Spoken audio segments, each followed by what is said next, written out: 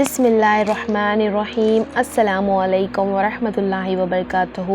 بیت المقدس کی اسلامی تاریخ حضرت ابراہیم علیہ السلام سے شروع ہوتی ہے، جبکہ آپ نے عراق سے فلسطین کی طرف ہجرت فرمائی اور وہاں کی شہر خلقی میں پڑاؤ ڈالا۔ حضرت ابراہیم علیہ السلام کے بڑے فرزند حضرت اسماعیل علیہ السلام نے مکہ آباد کیا اور آپ کے دوسرے فرزند حضرت اسحاق علیہ السلام کے فرزند حضرت یعقوب علیہ السلام نے بیت المقدس اور مسجد اقصیٰ کو تعمیر کیا۔ اس کے چند سالوں بعد جب حضرت یوسف علیہ السلام مصر کی بادشاہ بنے تو انہوں نے اپنے والدین اور تمام بھائیوں کو مصر بلا لیا، جہاں وہ خوب بڑے پلے اور پھولے، اور اسی طرح مصر میں ان کی آبادی تیزی سے پھیلتی رہی۔ اس کے سینکڑوں سال بعد جب مصر پر فرعون رمیز کی حکومت قائم ہوئی اور اس نے بنی اسرائیل پر ظلم و ستم کی انتہا کر دی، تو حضرت موسیٰ علیہ السلام نے اللہ کے حکم سے بنو اسرائیل کو لے کر فلسطین کی طرف ہجرت کی۔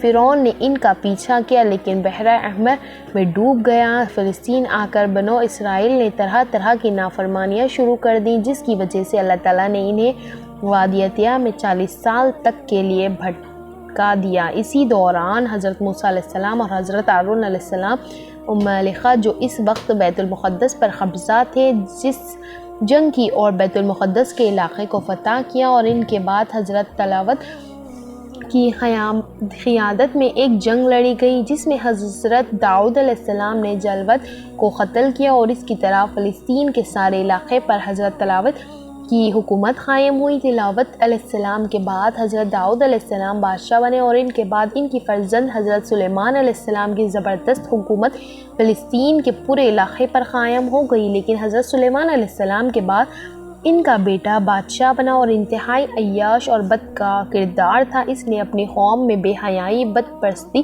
عام کر دی، اور یہ بھی سابقہ اقوام کی اخلاقی اور اعتقادی بیماریوں میں مبتلا ہو کے، جس کی وجہ سے اللہ نے بابل کی بادشاہ بخت نصر کو ان پر مسلط کر دیا، جس نے قبل مسیح ایک زوردار حملہ کر کے سلطنت یہودیوں کے تمام چھوٹے بڑے شہروں کو اینٹ سے اینٹ بجا دی۔ یروشلم اور ہیکل سلیمانی کو پابند کا خاک کر دیا، ہزاروں لوگوں کو تہہ تخلیق کر دیا۔ جو بچے اور عورتیں بچ گئے تھے انہیں اپنے ساتھ عراق لے گیا۔ بخت نصر کی موت کے بعد وہ قیدی 70 سال بعد واپس فلسطین آکے اور انہوں نے شہر یروشلم کو بھی آباد کیا اور چھوٹی موٹی ریاست تشکیل دی، لیکن پھر ان میں وہی قربانیاں رونما ہو گئی، جس کی وجہ سے کبھی یونانیوں نے، کبھی بابلیوں نے، کبھی رومیوں نے انہیں اپنا غلام بنایا۔ حضرت عیسیٰ علیہ السلام کے زمانے میں ان کی عوام میں نہیں علماء کا طبقہ بھی تھا اس قدر گمراہ تھے کہ شرک، بدکاری، انبیاء کے قتل اور شراب نوشی وغیرہ کو گناہ تک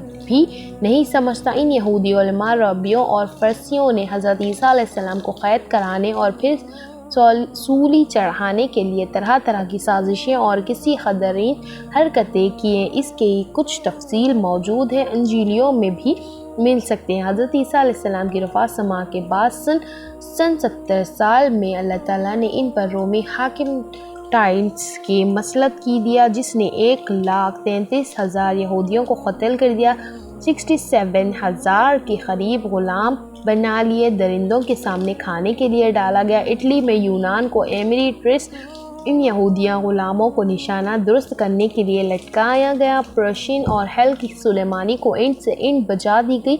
خوبصورت لڑکیوں کو فاتحین کے لیے چن لیا گیا۔ اس کے بعد یہودی 1750 سال تک کبھی بھی اس سرزمین میں آباد نہیں ہو سکے۔ اسراء اور معراج کی رات رسول اکرم صلی اللہ علیہ وسلم کو مسجد حرام میں مسجد اقصیٰ تک کا سفر اور پھر وہاں سے 7ویں آسمان کی سیر اور پھر آسمان سے بیت المقدس کی طرف نزول اور پھر براق میں مکہ واپسی خود اس بات کی واضح اشارے تھے کہ اب بیت المقدس کی سرزمین جلد ہی اسلام اور مسلمانوں کے زیر سایہ آنے والی ہے۔ پھر رسول کرام نے فرمایا، سوال یا 17 ماہ تک مسجد اقصیٰ کی طرف رخ کر کے نماز پڑھنا گویا اس بات کی صراحت تھی کہ اب یہ مقدس سرزمین نہ یہود کی ہے نہ عیسائیوں کی، یہ صحیح دین اور صحیح اسلام کی پیروی کرتی ہے۔ اسلام کی فتح حضرت عمر فاروق بیت المقدس کو فتح کرنے والے سب سے پہلے مسلم جرنیل ہیں۔ حضرت ابو بکر صدیق رضی اللہ تعالیٰ عنہ نے جب شام میں چوڑائی کی توسیع صوبہ پر الگ افسر بھیجے، چنانچہ فلسطین حضرت عمر بن رضی اللہ تعالیٰ عنہ کے حصے میں آیا۔ بعض مقامات اور دور صدیقی کی فتح کے لیے اور باقی شہر دور فاروقی میں فتح کیے گئے۔ یہ موقع کی فتح کے بعد سب سے آخر میں بیت المقدس کا محاصرہ کیا گیا۔ عیسائی قلعہ بند ہو کر لڑتے رہے۔ حضرت عبود رضی اللہ تعالیٰ عنہ نے بیت المقدس کا رخ کیا۔ عیسائیوں نے ہمت ہار کر صلح کی درخواست کی اور بیت المقدس کے پاروی مسلمانوں کے سامنے شرط رکھی کہ اگر آپ کے امیر المومنین بذات خود یہاں تشریف لائیں گے تو میں شہر کی چابیاں ان کے حوالے کروں گا۔ اور حضرت ابو عبیدہ رضی اللہ تعالیٰ عنہ نے امیر المومنین حضرت عمر رضی اللہ تعالیٰ عنہ کو خط لکھا، بیت المقدس کی آزادی آپ کی تشریف آوری ہے۔